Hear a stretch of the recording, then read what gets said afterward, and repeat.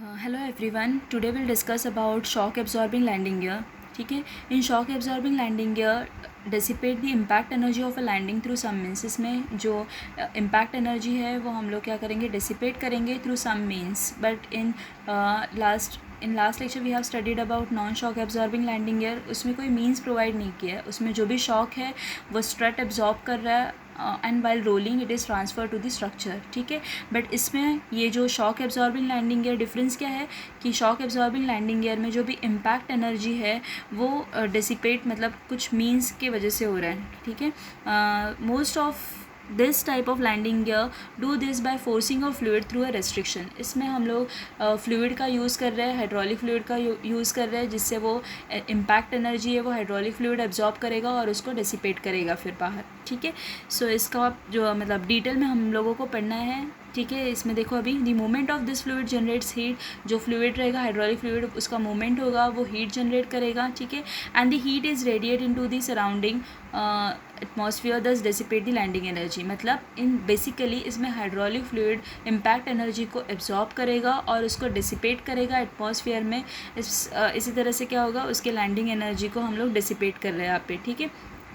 True shock absorption occurs when a shock energy of a landing impact is converted into heat energy. In short, इसमें क्या हो रहा है, जब भी इम्पैक्ट आ रहा है, ठीक है, एयरक्राफ्ट जैसे लैंड होगा, इम्पैक्ट आएगा लैंडिंग एयर के ऊपर, तो उसमें जो भी हाइड्रोलिक फ्लूइड है वो क्या होगा, उस इम्पैक्ट एनर्जी को एब्जॉर्ब करेगा. तो हाइड्रोलिक फ्लूइड जो है वो उसमें हीट जनरेट होगा और उस मतलब जैसे वो इम्पैक्ट एनर्जी हीट एनर्जी में कन्वर्ट होगा वैसे वो मतलब उसका मतलब क्या है, उसने लैंडिंग इम्पैक्ट को एब्जॉर्ब किया है. ठीक है.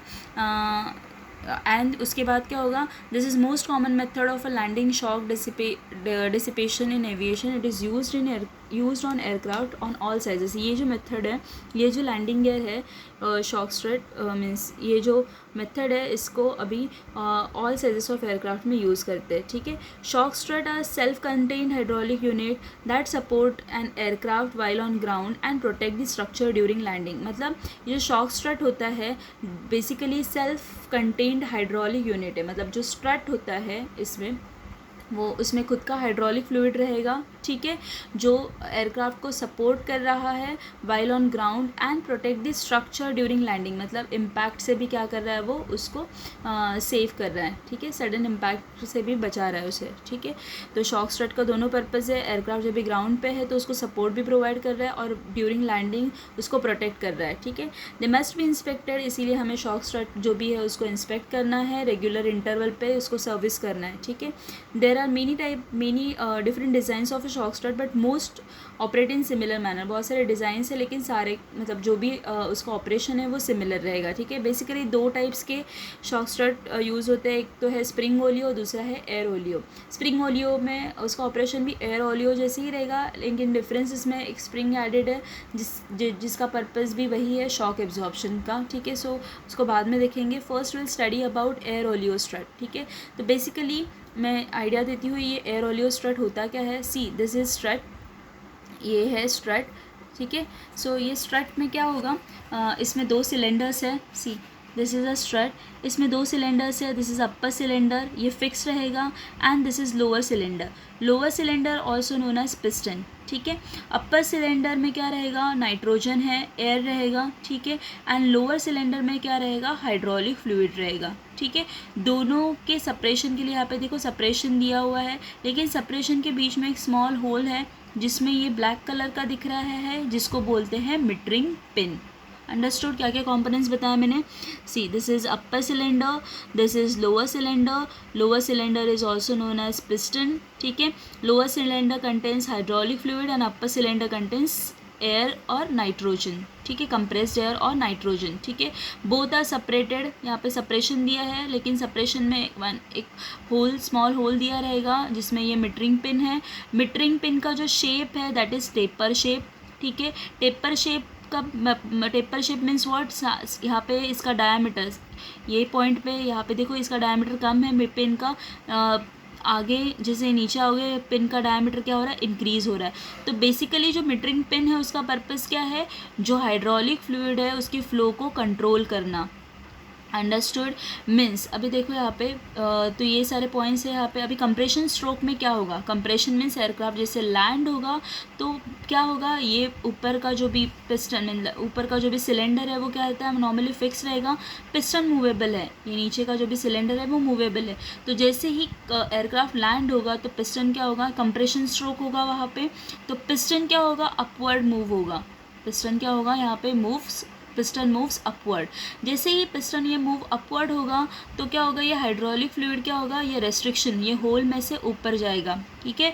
लेकिन ये सडन ऊपर नहीं जाएगा क्योंकि यहाँ पे मीटरिंग पिन है, मीटरिंग पिन के शेप की वजह से यहाँ पे क्या होगा, यहाँ पे पहले तो डायमीटर कम है तो फ्लूइड फ्लो ज़्यादा अमाउंट में ऊपर जाएगा, लेकिन मीटरिंग पिन जैसे जैसे ऊपर आएगा यहाँ पे क्या होगा, गैप कम हो जाएगा होल एंड पिन के बीच में, तो फ्लूइड का फ्लो क्या होगा, वहाँ पे रेस्ट्रिक्ट होगा, वहाँ पे उसकी वजह से कुशनिंग इफेक्ट आएगा, ठीक है, कुशनिंग इफेक्ट आएगा। लेकिन यहाँ पे क्या होगा, उसी एट द सेम टाइम ये हाइड्रोलिक फ्लूइड ये रेस्ट्रिक्शन में से पास हो रहा है तो हीटेड अप होगा, इसका हीट बढ़ जाएगा, मतलब क्या हो गया, इम्पैक्ट एनर्जी को या हाइड्रोलिक फ्लूइड ने क्या कर दिया, एब्जॉर्ब किया, जिसकी वजह से इसका टेम्परेचर क्या होगा, राइज हो गया, टेम्परेचर बढ़ गया।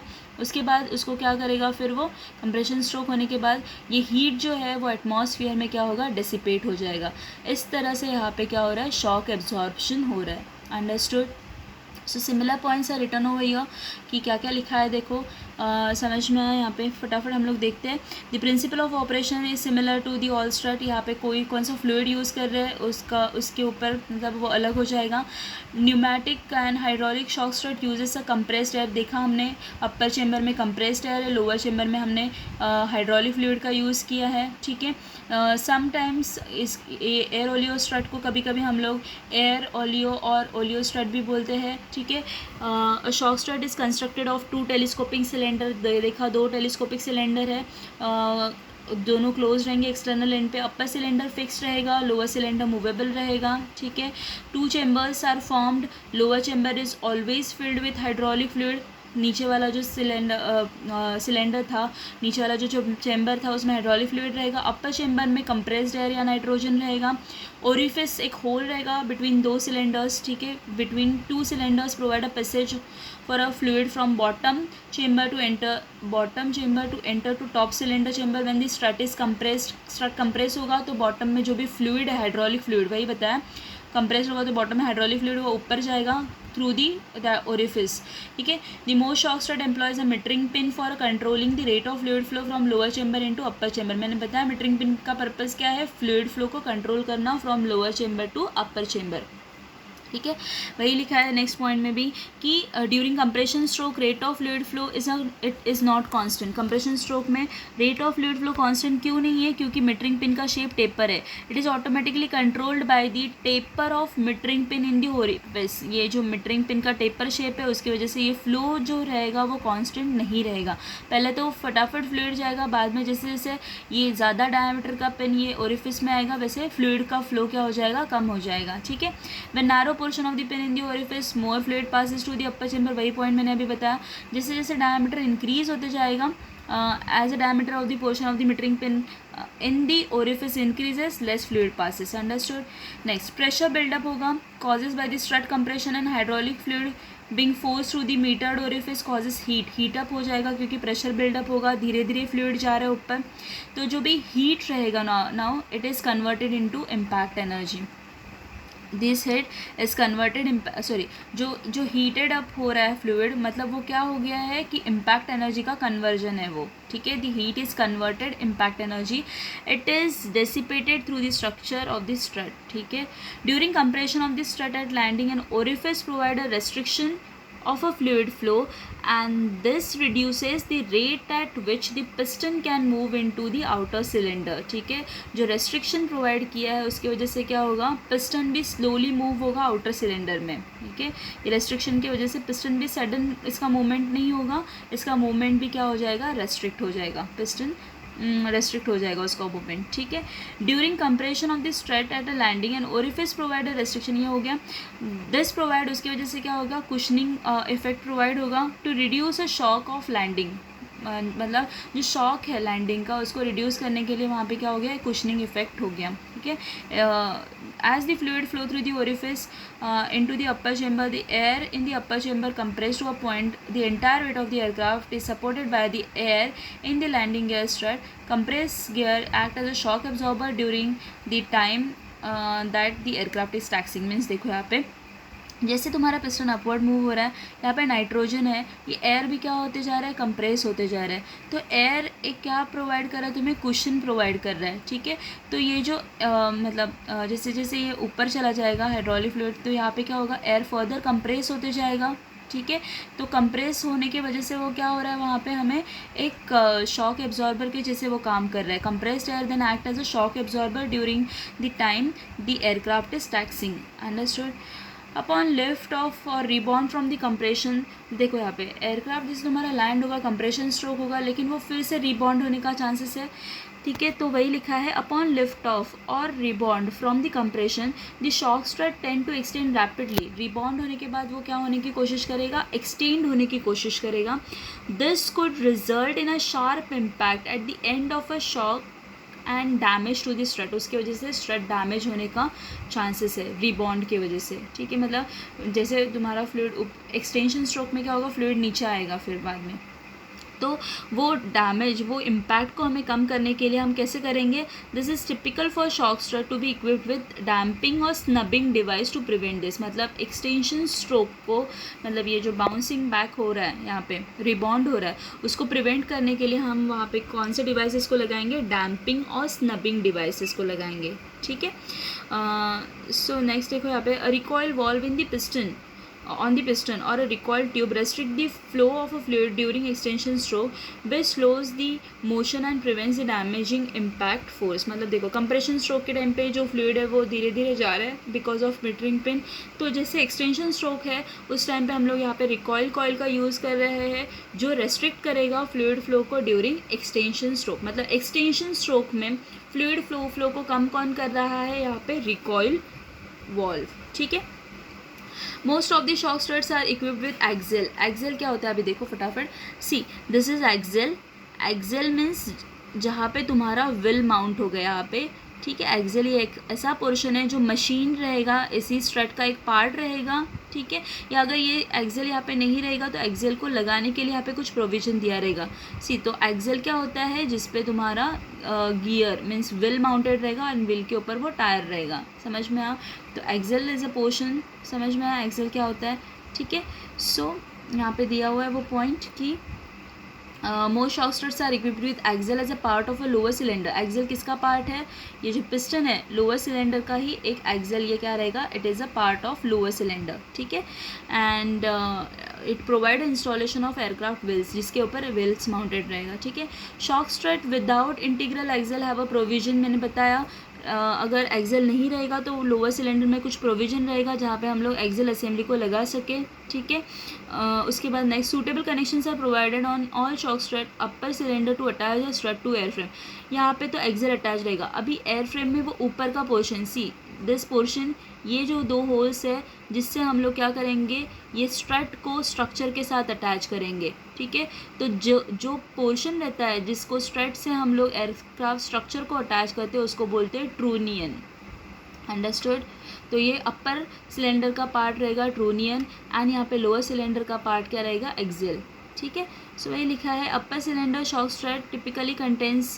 नेक्स्ट ये हो गया, suitable connections are provided on all shock strut upper cylinder to attach the strut to the airframe. Understood. Next, upper cylinder of a shock strut typically contains a valve fitting assembly. अभी upper cylinder में यहाँ पे सी this is a valve assembly रहेगा जिससे हम लोग क्या करेंगे, इसको फील करेंगे. मीन्स पहले तो हम लोग हाइड्रोलिक फ्लूइड डालेंगे, देन उसमें हम लोग कंप्रेस्ड एयर डालेंगे. तो फीलिंग करने के लिए कुछ पॉइंट रहेगा, यहाँ पे सर्विस वॉल करके दिया है, उसको हम लोग क्या बोल सकते हैं, वॉल्व फिटिंग असेंबली भी बोल सकते हैं. ठीक है, it is located near the top cylinder के यहाँ पे रहेगा.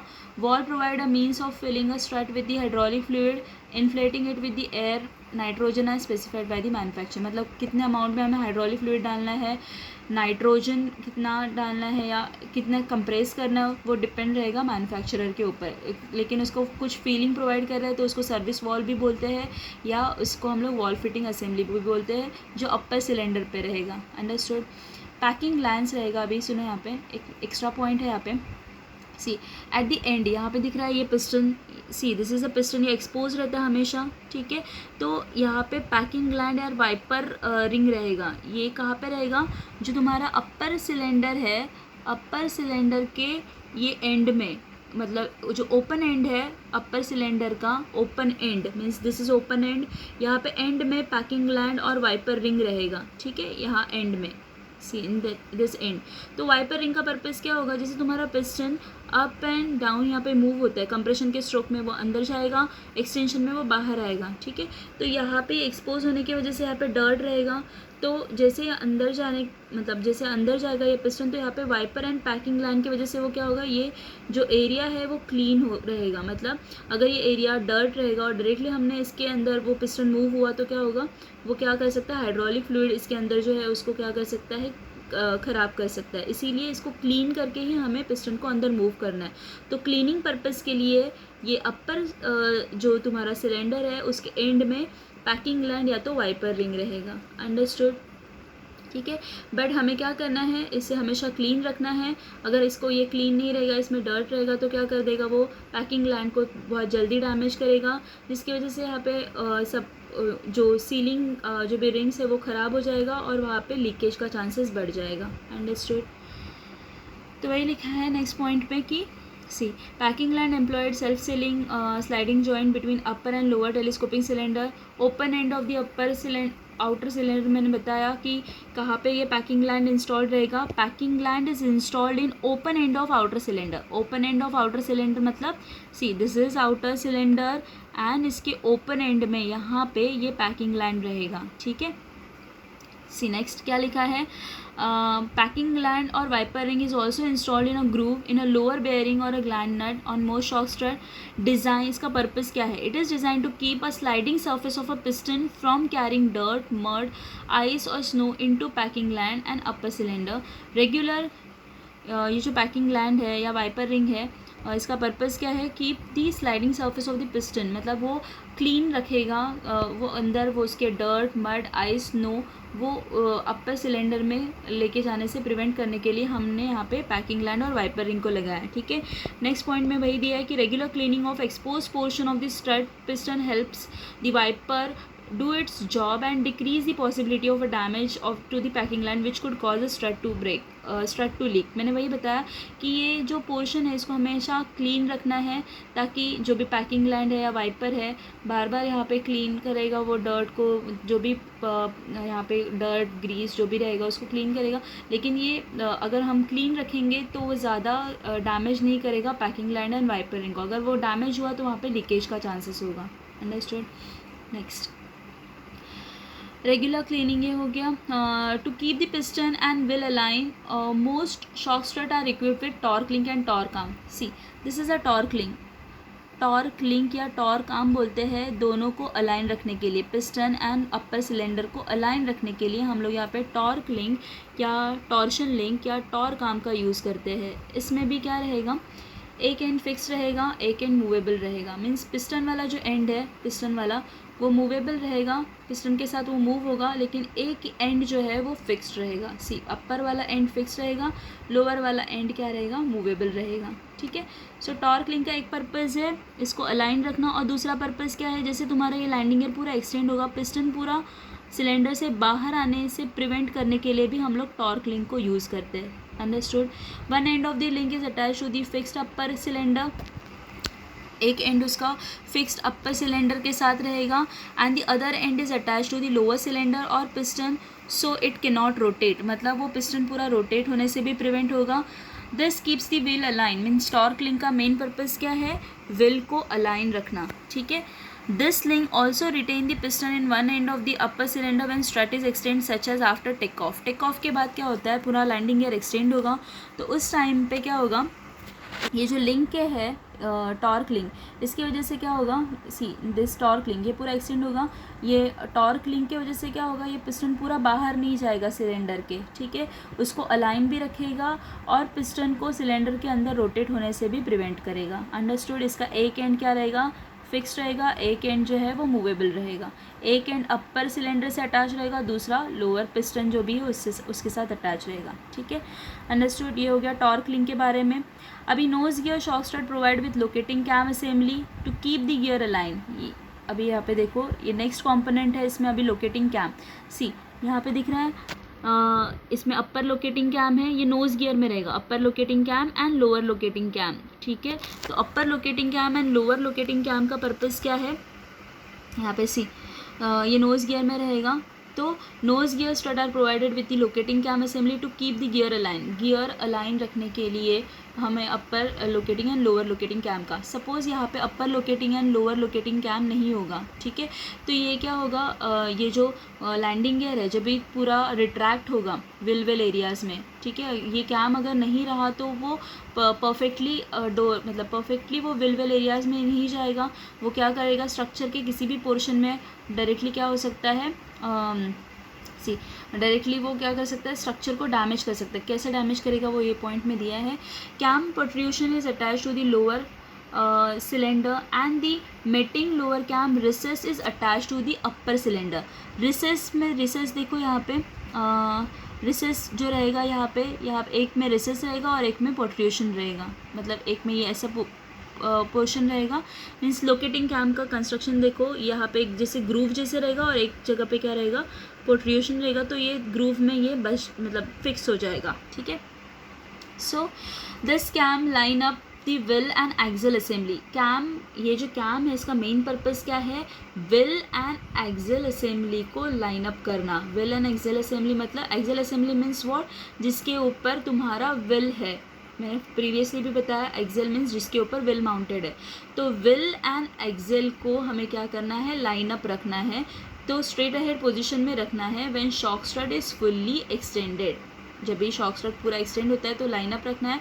This allows the nose wheel to enter the wheel well when nose gear is retracted and prevent the structural damage to the aircraft. Okay, ये जो assembly है जिसकी वजह से विल एंड एक्सेल क्या रहेगा, एक स्ट्रेट लाइन अप पोजिशन में रहेगा। तो जैसे ही लैंडिंग है तुम्हारा रिट्रैक्ट होगा विल एरियाज़ में, तो वो क्या होगा, सीधा विल उसी एरियाज़ में जाएगा ये कैम की वजह से, और जिसकी वजह से स्ट्रक्चरल डैमेज भी क्या हो जाएगा, प्रिवेंट हो जाएगा। अंडरस्टूड। ठीक है, तो upper locating cam, lower locating cam हो गया।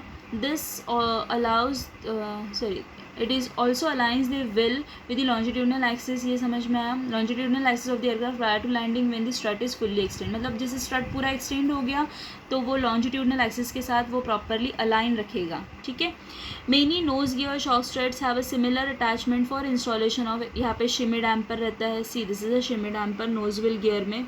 ठीक है, तो शिमी डैम्पर का पर्पस क्या है, shimmy damper helps to control oscillation of nose gear. ठीक है, नोज गियर में शिमी डैम्पर है। डैम्पर्स के बारे में हमें डिटेल में पढ़ना है, लेकिन डैम्पर का पर्पस क्या है, it controls the oscillation of nose gear.